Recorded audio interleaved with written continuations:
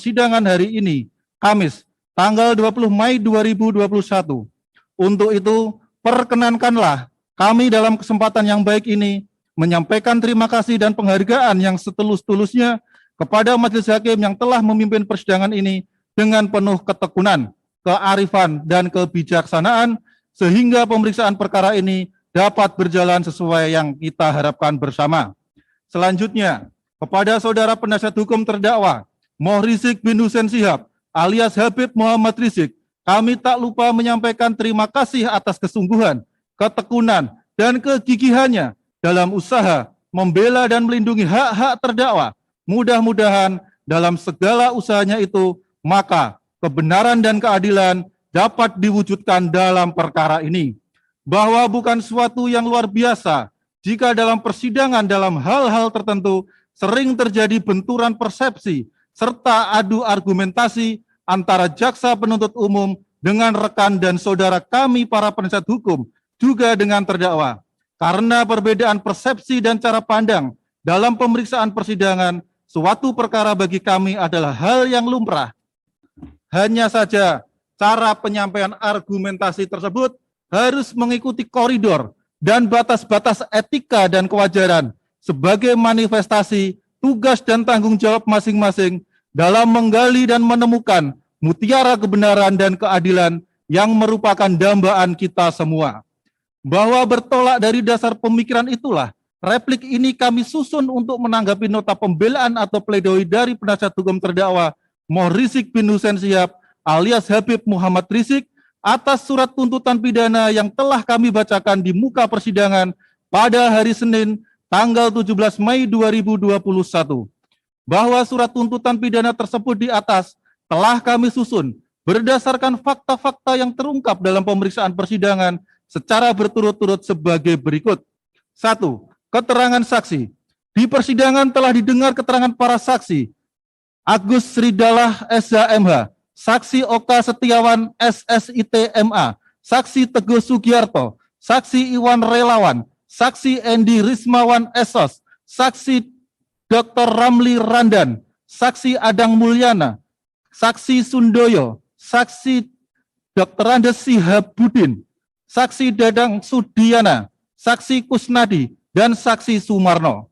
Sebelum memberikan keterangannya, telah mengucapkan sumpah menurut cara agamanya masing-masing dan keterangan yang diberikannya di sidang secara bebas, tanpa paksaan ataupun menjerat dan merupakan keterangan yang ia dengar, lihat, dan alami sendiri.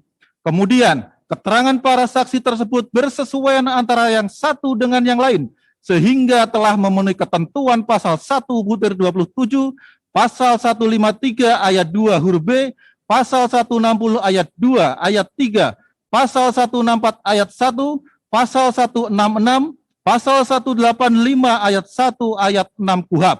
Dengan demikian, keterangan para saksi tersebut merupakan alat bukti yang sah sebagaimana ditentukan dalam pasal 184 ayat 1 huruf A KUHP.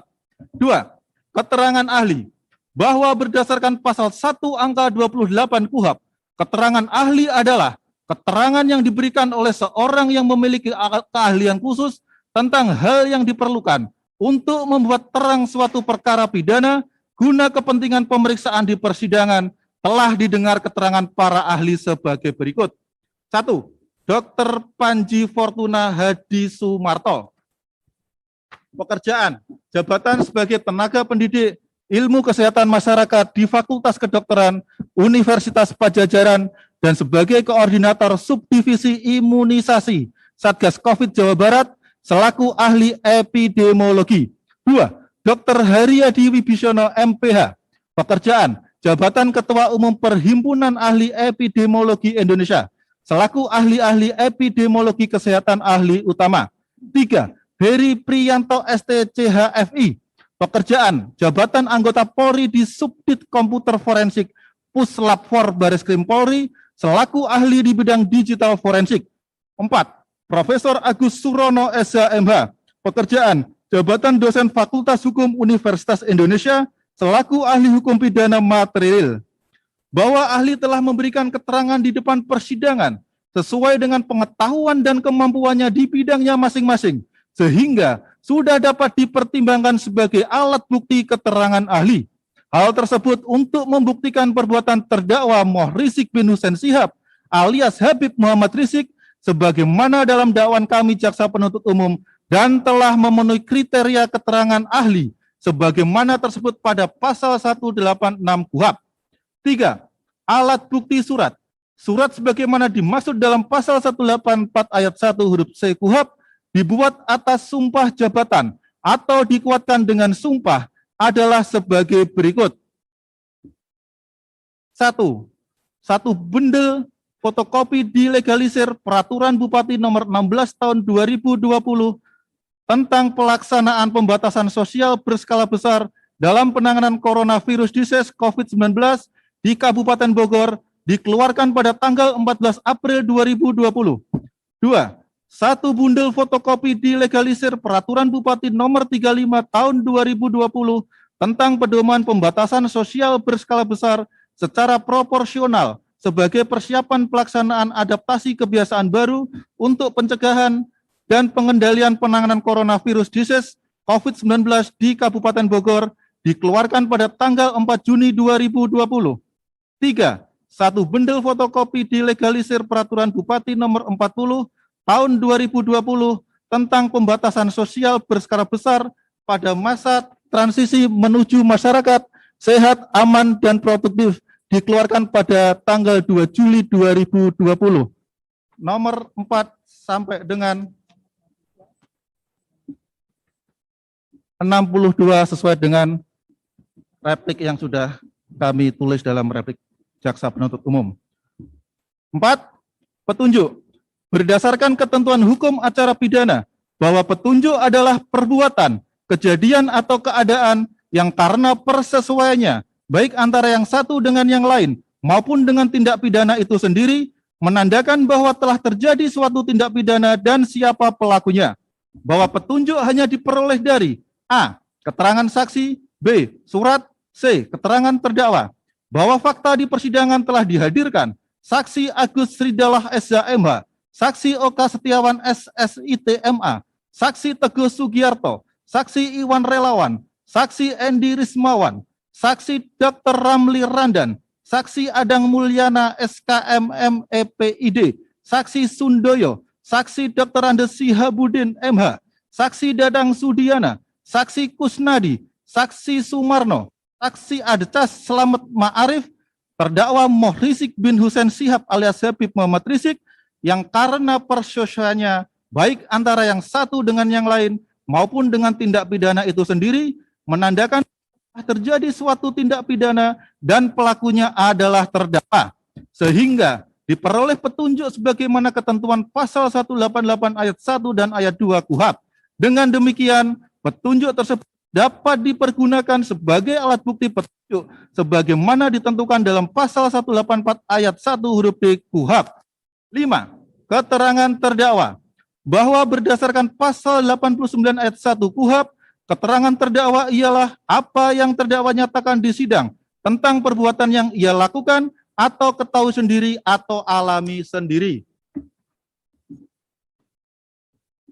Bahwa dalam persidangan terdakwa telah memberikan keterangan yang pada pokoknya sebagai berikut. Bahwa terdakwa membenarkan video yang telah ditayangkan oleh penuntut umum yang berisi rencana kepulangan terdakwa dari Arab Saudi dan agenda kegiatan yang akan terdakwa lakukan setelah sampai di Indonesia.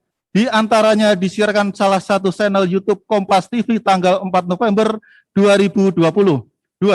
Bahwa dalam video tersebut, terdakwa merencanakan kegiatan peletaan batu pertama pembangunan masjid di Ponpes Agrokultural Markas Syariah Megamendung akan dilaksanakan pada tanggal 13 November 2020 setelah acara di Tebet.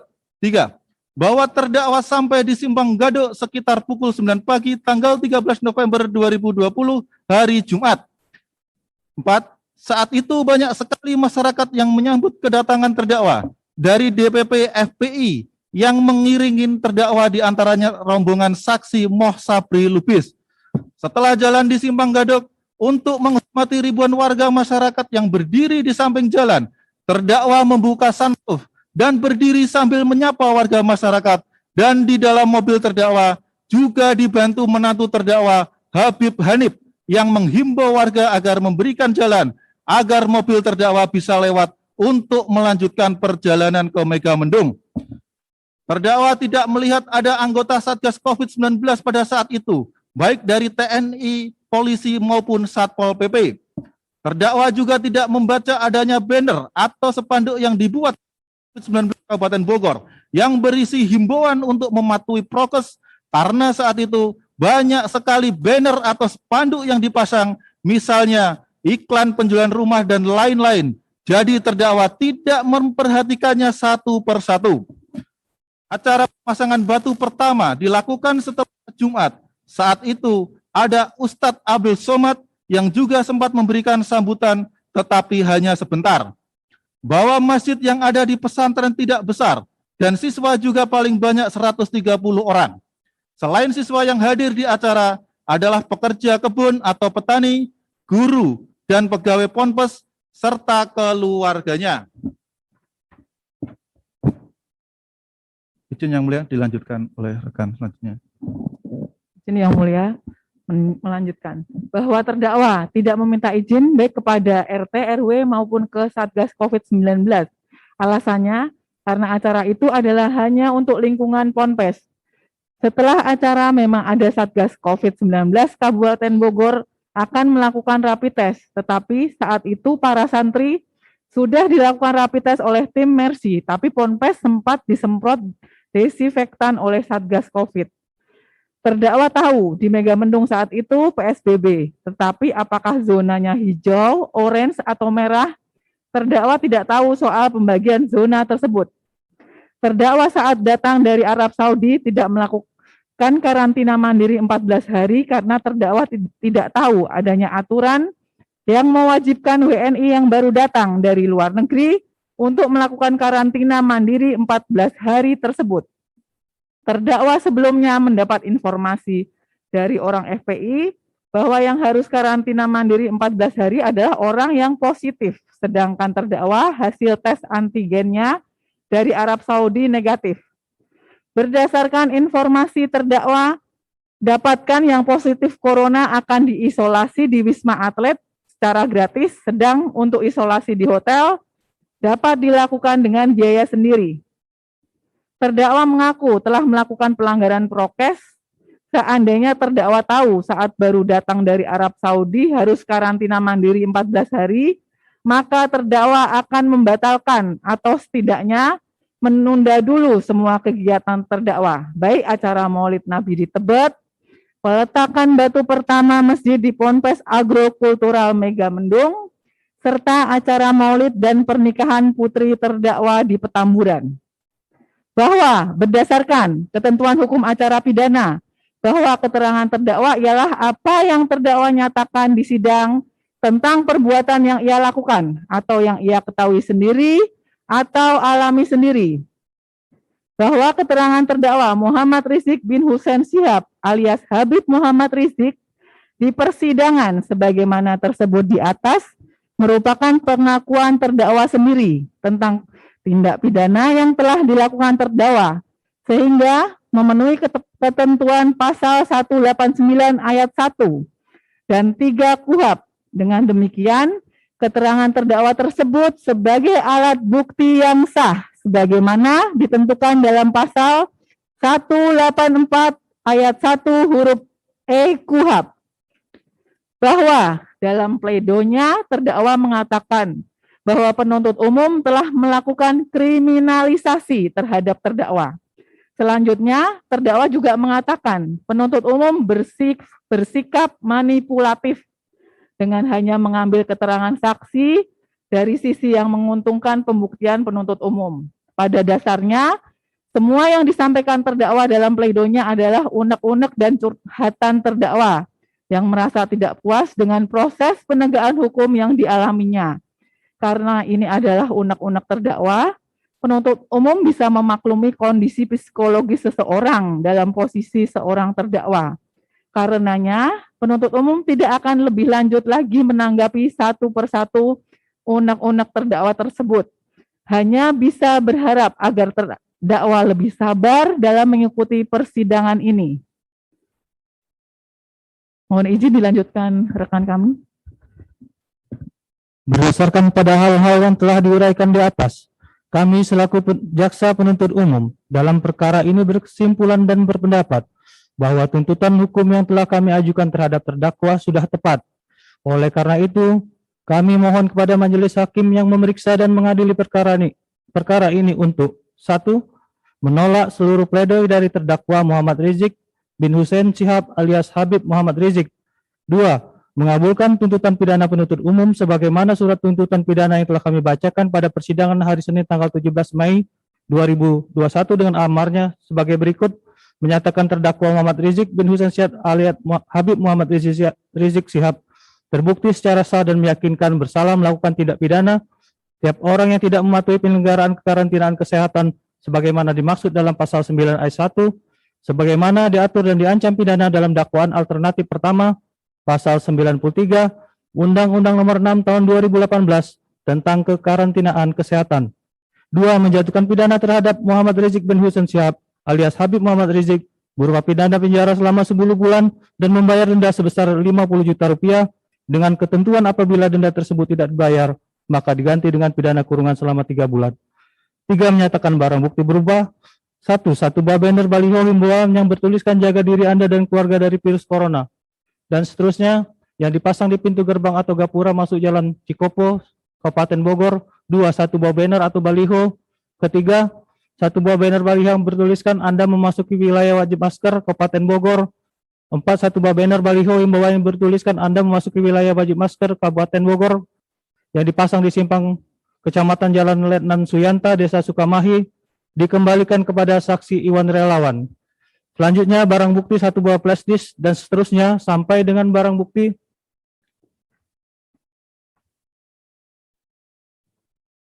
64 terlampir dalam berkas perkara.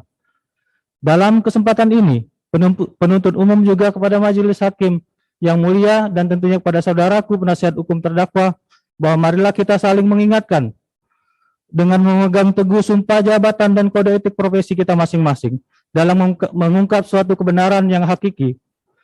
Majelis hakim yang mulia, dalam replik ini izinkan kami mencoba mengingatkan pada sebuah hadis yang diriwayatkan oleh Imam Bukhari. Dari Abu Musa berkata, "Wahai Rasulullah, Islam manakah yang paling utama?" Rasulullah menjawab, "Siapa yang kaum muslimin selamat dari lisan dan tangannya." Kami juga ingin mengingatkan hadis riwayat Imam Muslim berikut ini. Nabi bersabda, "Apakah kalian tahu siapa muflis atau orang yang bangkrut itu?" Para sahabat menjawab, "Orang yang bangkrut itu adalah orang yang tidak mempunyai dirham maupun harta benda." Tapi Nabi Muhammad SAW berkata, "Dari orang yang bangkrut dari umatku ialah orang yang datang pada hari kiamat membawa pahala salat, puasa, zakat, namun ketika di dunia dia telah mencaci, telah menuduh orang lain, telah makan harta, menumpahkan darah dan memukul orang lain tanpa hak. Maka orang-orang itu akan diberi pahala dari kebaikan-kebaikannya. Jika telah habis kebaikan-kebaikannya, maka dosa-dosa mereka akan ditimpakan kepadanya. Kemudian dia akan dilemparkan ke dalam neraka." Hadis riwayat Muslim nomor 2581. Demikian replik penuntut umum atas pledoi terdakwa Muhammad Rizik bin Hussein Shihab maupun pledoi yang telah kami bacakan dengan persidangan hari ini Kamis tanggal 20 Mei 2021. Selanjutnya kami menyerahkan sepenuhnya kepada majelis hakim yang mulia. Semoga Tuhan Yang Maha Esa memberikan kekuatan batin kepada majelis hakim yang mulia dalam menjatuhkan putusan dalam perkara ini dengan seadil-adilnya.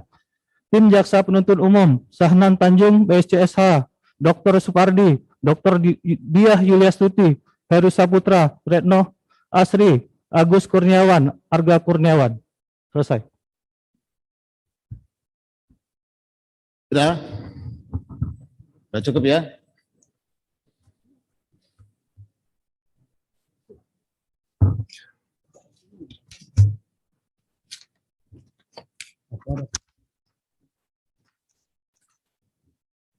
Ini 10 menit aja ya. Izin majelis hakim, tadi apa untuk pledoi kami juga pledoi dari penasihat hukum, tapi tidak terlalu panjang majelis, kami bisa persingkat membacanya. Iya, Saya juga setuju aja, lebih cepat lebih bagus kan.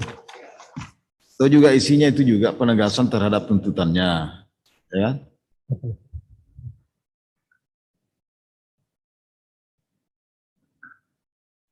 Bismillahirrahmanirrahim.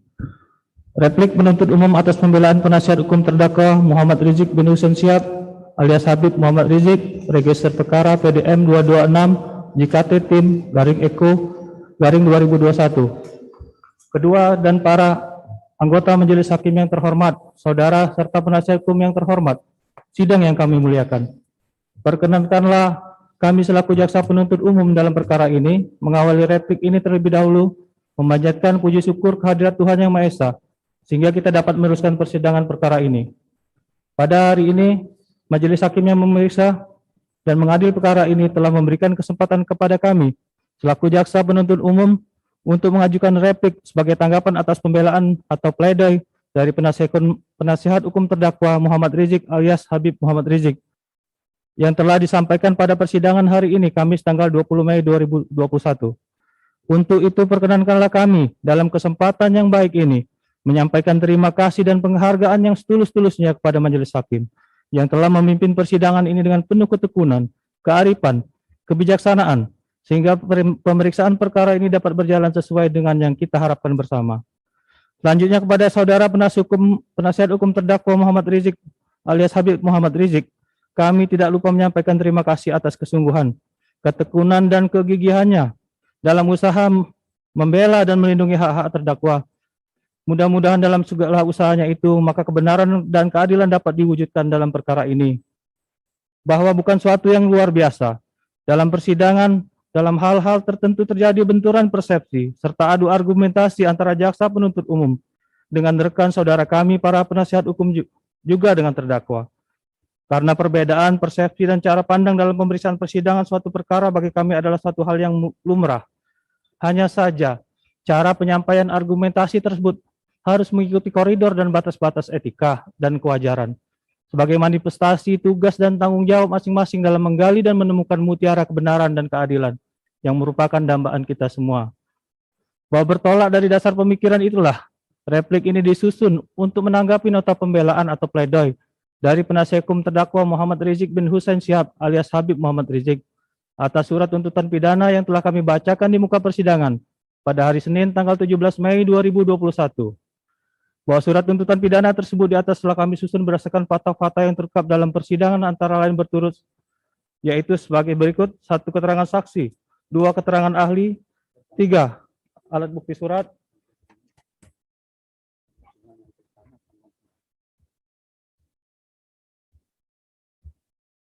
petunjuk keterangan terdakwa,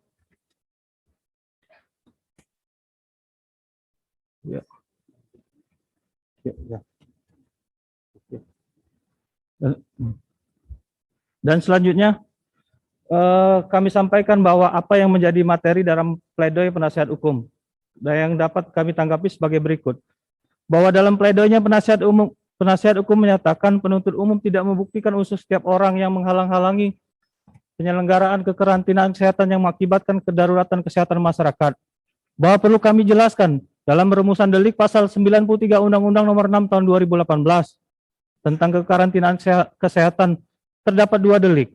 Pertama, rumusan setiap orang yang tidak mematuhi penyelenggaraan kekarantinaan kesehatan sebagaimana dimaksud dalam pasal 9 ayat 1. Ini adalah delik omisi atau tidak melakukan sesuatu yang diwajibkan atau diharuskan oleh undang-undang. Delik omisi selalu dirumuskan secara formil karena menitikberatkan pada tindakan.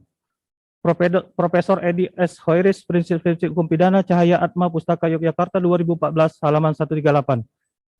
Dengan perumusan delik omisionis secara formil, maka tidak perlu membuktikan akibatnya. Yang kedua, yang dihubungkan dengan kata dan atau adalah setiap orang yang menghalang-halangi penyelenggaraan kekarantinaan kesehatan masyarakat, sehingga menyebabkan kedaruratan kesehatan masyarakat. Delik ini adalah delik komisionis atau melakukan perbuatan yang dilarang oleh undang-undang, yang dirumuskan secara material, di mana akibatnya adalah terjadinya kedaruratan kesehatan masyarakat. Jadi apa yang disampaikan penasihat hukum adalah sesuatu yang menyesatkan, karena yang kami tuntutkan kepada terdakwa adalah perbuatan setiap orang yang tidak mematuhi penyelenggaraan kekarantinaan kesehatan sebagaimana dimaksud dalam pasal 9 ayat 1. yang merupakan delik omisionis yang dirumuskan secara formil. Dengan demikian tidak perlu dibuktikan akibatnya. Penasihat hukum meminta kami membuktikan unsur setiap orang yang menghalang-halangi penyelenggaraan kekarantinaan kesehatan masyarakat sehingga menyebabkan kedaruratan kesehatan masyarakat. Delik ini tidak kami tuntut dalam tuntutan kami, tetapi yang ada dalam tuntutan kami adalah delik setiap orang yang tidak mematuhi penyelenggaraan kekarantinaan kesehatan sebagaimana dimaksud dalam pasal 9 ayat 1. Selanjutnya, keterangan saksi-saksi berikut. Ridwan Kamil, Gubernur Jawa Barat, Adi Yasin, Bupati Kabupaten Bogor, Dr. Anies Burhanuddin, Sekretaris Daerah Kabupaten Cibinong. Keterangan 3 orang saksi ini secara tiba-tiba dimaksudkan oleh penasihat hukum sebagai alat bukti saksi dalam pledoinya. Padahal mereka tidak pernah hadir di muka persidangan, dan pada saat ketidakhadiran mereka bertiga saat hari sidang tersebut, penasihat hukum tidak pernah meminta kepada majelis hakim agar BAP-nya dibacakan di muka persidangan. Dengan demikian keterangan mereka bertiga tidak layak digunakan sebagai alat bukti keterangan saksi, sebagaimana dimaksud dalam pasal 185 ayat 1 KUHP. Selanjutnya, penasihat hukum juga mengatakan bahwa jaksa memaksakan untuk membacakan tuntutan pada tanggal 10 Mei 2021 yang terkesan sangat dipaksakan. Padahal justru penasihat hukum yang tidak mematuhi jadwal persidangan yang baik dengan selalu meminta penundaan pembacaan tuntutan dengan alasan ingin menambah saksi ataupun ahli yang meringankan.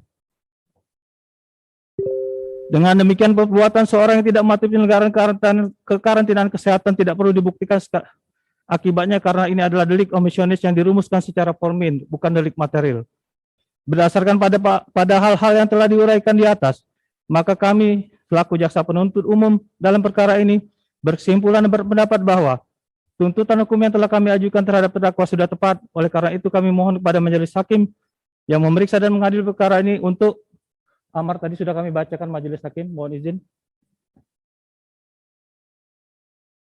Masalah serafmat yaitu sudah kami bacakan, masalah barang bukti 1-4 dikembalikan pada saksi Iwan Relawan Estos, 1 sampai dengan 64 terlampir dalam berkas perkara. Selanjutnya kami masuk ke penutup. Dalam kesempatan ini, penuntut umum juga meminta kepada majelis hakim yang mulia dan tentunya kepada saudaraku penasihat hukum terdakwa bahwa marilah kita saling mengingatkan dengan memegang teguh sumpah jabatan dan kode etik profesi kita masing-masing dalam mengungkap suatu kebenaran yang hakiki. Majelis hakim yang mulia, dalam replik ini izinkan kami mencoba mengingatkan pada sebuah hadis yang diriwayatkan oleh Imam Bukhari. Dari Abu Musa berkata, "Wahai Rasulullah, Islam manakah yang paling utama?" Rasulullah menjawab, "Siapa yang kaum muslimin selamat dari lisan dan tangannya?" Kami juga ingin mengingatkan hadis riwayat Imam Muslim berikut ini. Nabi bersabda, "Apakah kalian tahu orang yang bangkrut?" Para sahabat menjawab, orang yang bangkrut itu adalah orang yang tidak punya dirham maupun harta benda. Tapi Nabi Muhammad SAW berkata, orang yang bangkrut dari umatku ialah orang yang datang pada hari kiamat, membawa pahala salat, puasa, zakat. Namun ketika di dunia dia telah mencaci dan salah menuduh orang, makan harta, menumpahkan darah, dan memukul orang lain tanpa hak. Maka orang-orang itu akan diberi pahala dari kebaikan-kebaikannya. Jika telah habis kebaikan-kebaikannya, maka dosa-dosa mereka akan ditimpakan kepadanya. Kemudian dia akan dilemparkan ke dalam neraka. Hadis riwayat Muslim nomor 2581. Demikian replik penuntut umum atas pledoi dari penasihat hukum terdakwa yang telah kami bacakan dalam persidangan hari ini Kamis tanggal 20 Mei 2021. Selanjutnya kami menyerahkan sepenuhnya kepada majelis hakim yang mulia. Semoga Tuhan Yang Maha Esa memberikan kekuatan batin kepada majelis hakim yang mulia dalam menjatuhkan putusan dalam perkara ini dengan seadil-adilnya. Tim Jaksa Penuntut Umum.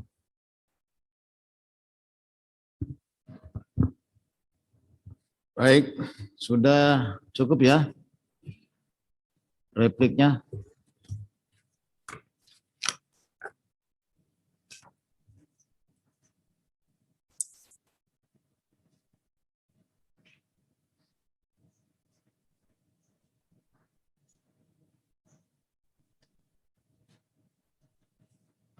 Ini termasuk cepat pembacanya 15 menit, ya 10 menit lah, 2 ini.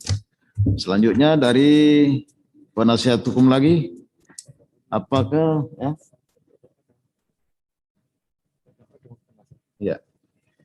Terdakwa dan penasihat hukum, apakah akan menanggapi lagi dengan Kami akan menanggapi secara lisan. Secara Ya, lisan. Nanti terdakwa dulu kami berikan kesempatan, baru setelah itu kami Ya. penasihat hukum. Terima kasih, Pak.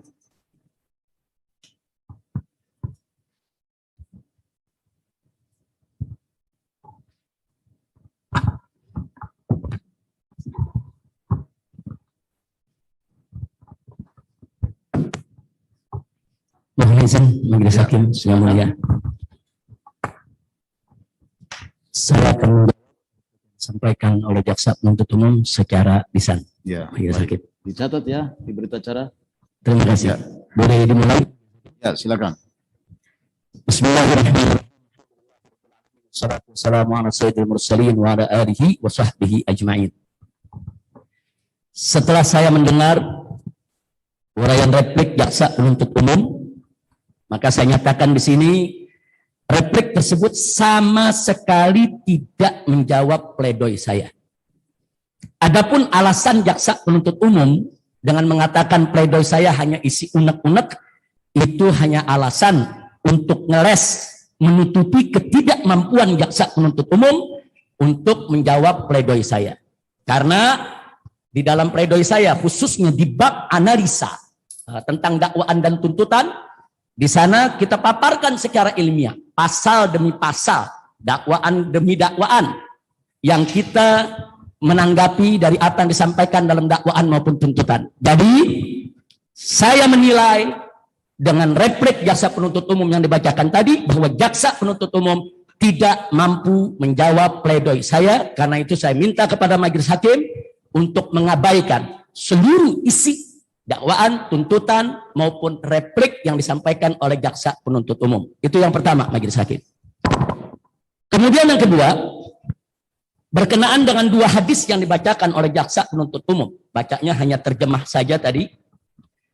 Justru saya ingin mengembalikan dua hadis tersebut untuk memberikan nasihat kepada jaksa penuntut umum. Karena dua hadis yang disampaikan tadi tentang man salima itu muslimu min lisani, yaitu tentang bahwa Islam yang afdol itu adalah manakala seseorang itu selamat daripada godaan lisan seseorang. Maka di sini saya ingin ingatkan bahwa manipulasi fakta dengan membuat kebohongan di dalam dakwaan dan tuntutan jauh lebih berat dibanding sekedar cacian. Jadi yang saya uraikan di dalam pledoi itu adalah pembuktian bagaimana terjadi manipulasi fakta dengan membuat fakta bohong dan menghilangkan fakta kebenaran dengan data. Jadi bukan dengan tuduhan sembarang tuduhan, dengan data. Saya tunjukkan. Yaitu di tuntutan halaman sekian, di BAP si fulan, di BAP yang namanya saksi anu.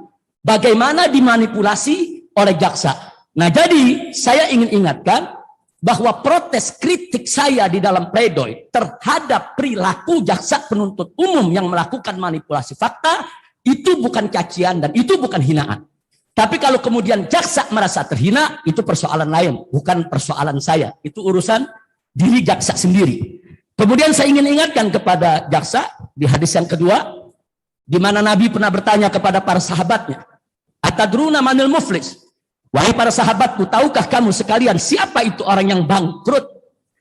Kemudian para sahabat mengatakan kepada Nabi alaihi salatu wassalam, al-muflisu fina mala dirhamalah. Orang yang bangkrut di tengah-tengah kami ya Rasulullah adalah orang yang tidak punya harta, tidak punya dirham, tidak punya dinar di antara kami. Tapi kemudian Nabi mengoreksi. Beliau mengatakan, al-muflisu min ummati, orang yang bangkrut di tengah umatku adalah man ya'ti yaumal qiyamah. Orang yang datang nanti di hari kiamat menghadap Allah. Bisolatin wa siyamin, dengan berbagai macam amal ibadah, dengan sholat, dengan puasa dan lain sebagainya. Tapi qad dzalama hadza wa syatama hadza wa sabba hadza wa qatala hadza. Nah, jadi di situ Nabi sebutkan, akan tetapi orang ini waktu hidup mencaci si fulan, menghina si fulan, menjolimi si fulan. Nah, jadi jaksa supaya tidak lupa, dalam hadis itu ada kata juga menjolimi si fulan. Jadi jaksa penuntut umum sangat punya kesempatan untuk menjolimi para terdakwa. Kapan saja mereka hadir di ruang sidang, mereka punya kesempatan untuk memberikan keadilan kepada para terdakwa atau untuk memberikan kezaliman kepada para terdakwa. Dan manakala seorang jaksa memberikan kezaliman kepada terdakwa, maka itu adalah satu dosa besar, jauh lebih besar daripada sekedar cacian. Dan itu akan membuat para jaksa bangkrut di hadapan Allah dan akan dimasukkan ke dalam neraka jahanam. Jadi saya berterima kasih kepada jaksa penuntut umum telah mengeluarkan 2 hadis tadi. Mudah-mudahan 2 hadis tadi dibawa pulang oleh jaksa untuk introspeksi diri agar mereka jangan melakukan kezaliman di dalam ruang sidang ini. Kemudian majelis hakim yang mulia, yang terhormat, dengan demikian saya ingin nyatakan di sini bahwa saya tetap berpegang dengan apa yang sudah saya sampaikan di dalam pledoi tersebut tanpa ada perubahan sebagaimana sudah kami sampaikan. Dan sekali lagi kami mohon kepada majelis hakim yang mulia bahwa replik yang disampaikan oleh jaksa penuntut umum tidak mampu menjawab pledoi saya, sehingga kami minta supaya replik tersebut diabaikan, jangan dianggap, bahkan segala dakwaan dan tuntutan jaksa kami minta untuk dibatalkan demi hukum. Dan semoga majelis hakim yang mulia diberikan keberkahan oleh Allah Subhanahu wa taala dan bisa menetapkan yaitu putusan yang seadil-adilnya. Terima kasih majelis hakim atas waktu yang diberikan. Mohon maaf yaitu atas segala kekhilafan, kekurangan selama saya menghadapi sidang ini, dan mudah-mudahan majelis hakim yang mulia senantiasa dalam lindungan Allah. Sekian majelis hakim yang saya hormati. Assalamualaikum warahmatullahi wabarakatuh. Waalaikumsalam. Baik. Jadi pada intinya juga bertetap pada pembelaannya, apa yang disampaikan dalam pembelaan, ya. Sama juga dengan jaksa tadi, dia bertetap pada tuntutannya juga, dia menegaskan pada tuntutan. Ya, baik. Jadi di sini kurang lebih kalau nggak salah tadi ini 3 menit tadi ya. Nah, di sana silakan. Ya, kami akan coba kalau bisa 2 menit cukup begitu majelis. Ya. Baik, yang pertama kami menanggapi replik dari rekan jaksa penuntut umum yang hormat bahwa kami mengkoreksi ya berkaitan dengan pekerjaan dan jabatan ahli dari Profesor Agus Surono yang dinyatakan sebagai dosen Fakultas Hukum Universitas Indonesia. Menurut kami, sepengetahuan kami bahwa Profesor Dr. Agus Surono adalah dosen Fakultas Hukum, guru besar betul, tapi di Universitas Al-Azhar Indonesia. Itu koreksi ya. Kemudian kami menolak seluruh apa yang replik dari apa yang disampaikan rekan jaksa, kecuali mengenai beberapa hadis dan telah juga diuraikan secara lengkap, didakwakan secara lengkap makna dan fakta daripada hadis-hadis itu yang sebetulnya kegunaannya untuk apa begitu. Oleh karena itu kami menyatakan menolak seluruh replik dari rekan jaksa kecuali tadi ya hadis-hadis, dan menyatakan menolak dan kami tidak menerima replik tersebut dan kami tetap pada pledoi kami. Demikian barangkali mau ditambahkan oleh rekan kami. Ya, silakan. Terima kasih.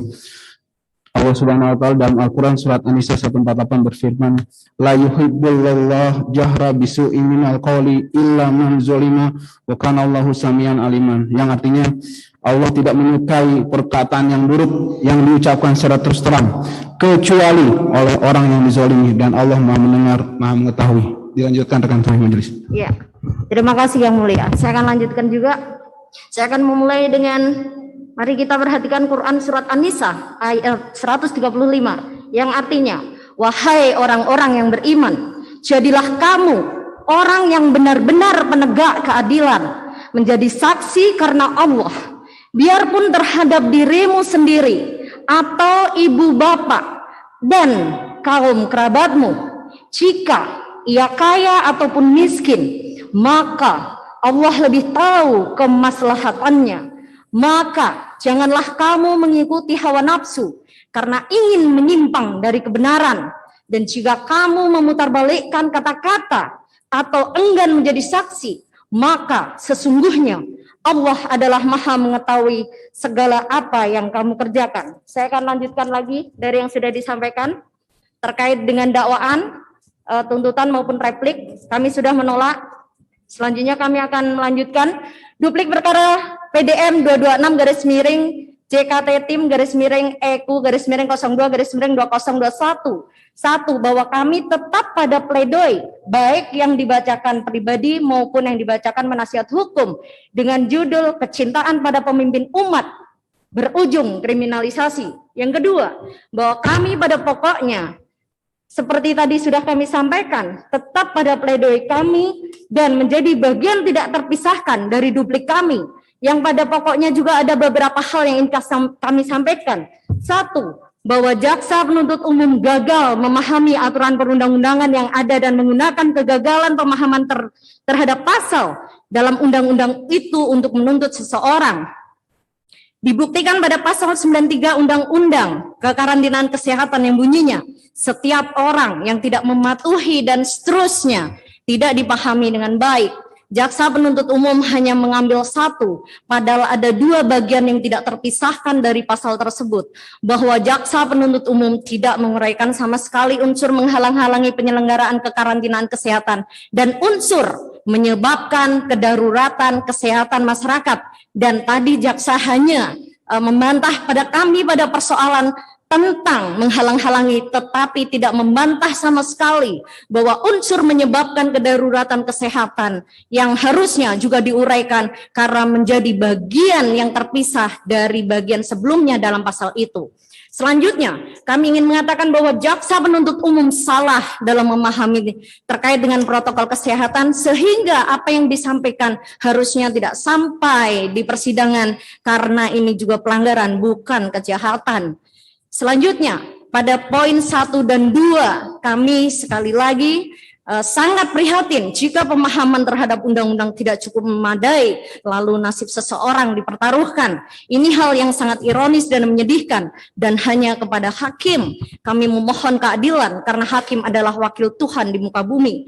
Selanjutnya kami ingin katakan juga bahwa terkait dengan siapa yang bertanggung jawab, jaksa penuntut umum gagal membuktikan, karena justru di persidangan makin mengukuhkan, bukan Habib Rizik Syihab yang harus bertanggung jawab, karena seluruh saksi tidak tahu siapa yang harus bertanggung jawab kecuali berdasar asumsi. Selanjutnya kami ingin sampaikan bahwa ketidakpatuhan terhadap pasal 9 ayat 1 tidak pernah bisa dibuktikan dari fakta dan bukti yang di persidangan. Begitu juga faktor menghalang-halangi. Tidak ada satupun yang mengatakan ada penghalang terkait tugas-tugas dari para petugas COVID atau instansi yang terkait. Selanjutnya kami ingin katakan bahwa kedaruratan kesehatan masyarakat yang menjadi syarat wajib untuk dipenuhi sebagai akibat tidak dilakukannya pasal 9 ayat 1 kekarantinaan kesehatan dan menghalang-halangi dan seterusnya, sehingga pasal yang didakwakan dan kemudian dilakukan penuntutan kehilangan objek. Selanjutnya dalam duplik ini kami ingin sampaikan bahwa sekali lagi jaksa penuntut umum terkesan tidak peduli apapun mengenai fakta persidangan yang muncul sepanjang tidak sesuai keinginannya dengan menunjukkan sikap kurang terpuji dan seterusnya. Satu hal lagi kami ingin sampaikan bahwa persamaan dalam hukum semakin terasa terabaikan karena belum pernah ada pelanggaran protokol kesehatan disidangkan sebagai sebuah kasus pidana kecuali kepada kasus Habib Rizik Syihab. Selanjutnya, kami tetap pada permohonan kami untuk menyampaikan beberapa hal. Satu, memohon kepada Yang Mulia Majelis Hakim untuk satu menyatakan terdakwa Muhammad Rizik bin Hussein Syihab alias Habib Muhammad Rizik tidak terbukti secara sah dan meyakinkan menurut hukum melakukan tindak pidana yang didakwakan kepadanya dalam seluruh dakwaan, tuntutan maupun replik. Yang kedua, membebaskan terdakwa Rizik bin Hussein Syihab alias Habib Muhammad Rizik dari dakwaan jaksa penuntut umum. 3. Menyatakan bahwa Rizik bin Hussein Syihab alias Habib Muhammad Rizik bebas demi hukum. 4. Mengembalikan kemampuan, nama baik, harkat dan martabat terdakwa Muhammad Rizik bin Hussein Syihab alias Habib Muhammad Rizik ke dalam kedudukan semula. 5. Membebankan biaya perkara kepada negara, atau apabila majelis hakim yang mulia berpendapat lain, mohon putusan yang seadil-adilnya. Jakarta, 20 Mei 2021, Hormat kami tim advokasi Habib Rizik Syihab, Dr. Sulistyowati SHMH, Sugito Atmo Prawiro SHMH, Ahmad Mihdan SH, Aziz Januar SHMH-MM, Ahmad Kholik SH, Anur Kumar SH, Ali Alatas SH, Sumadi Atmaja SH, Oman Sumantri SH, Hujatul Baihaqi SH, Dwi Heriadi SH, Kamil Pasa SH. Demikian yang mulia. Terima kasih. Ya, baik. Jadi sudah cukup ya duplik dari terdakwa dan penasihat hukumnya. Kalau penuntut umum ingin menanggapi lagi, itu sudah tidak bisa lagi ya, sudah ditutup lagi. Sudah ditutup untuk menanggapi, jawab-menjawab sudah selesai. Selanjutnya giliran majelis hakim berpendapat. Nah, ini kan sudah mengeluarkan pendapat juga, di sini juga sudah mengeluarkan pendapat. Kemudian giliran majelis hakim itu akan menuangkan pendapatnya dalam putusan. Nah, kami butuh waktu untuk bermusyawarah, kemudian mempelajari ulang kembali dan menyusun putusannya.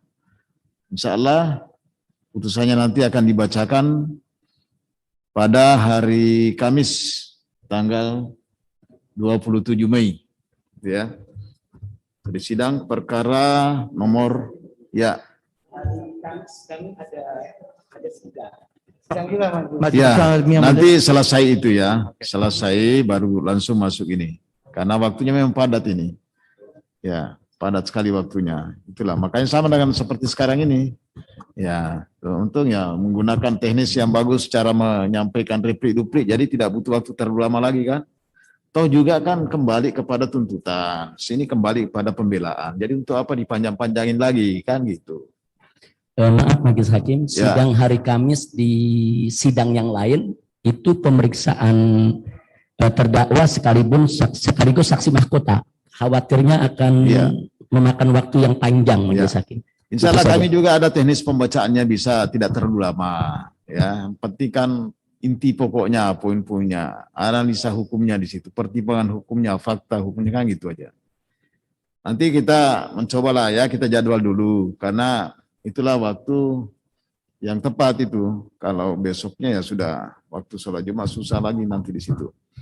Jadi sementara kita jadwal dulu hari Kamis tanggal 27 untuk pembacaan putusan ya. Sidang ditutup.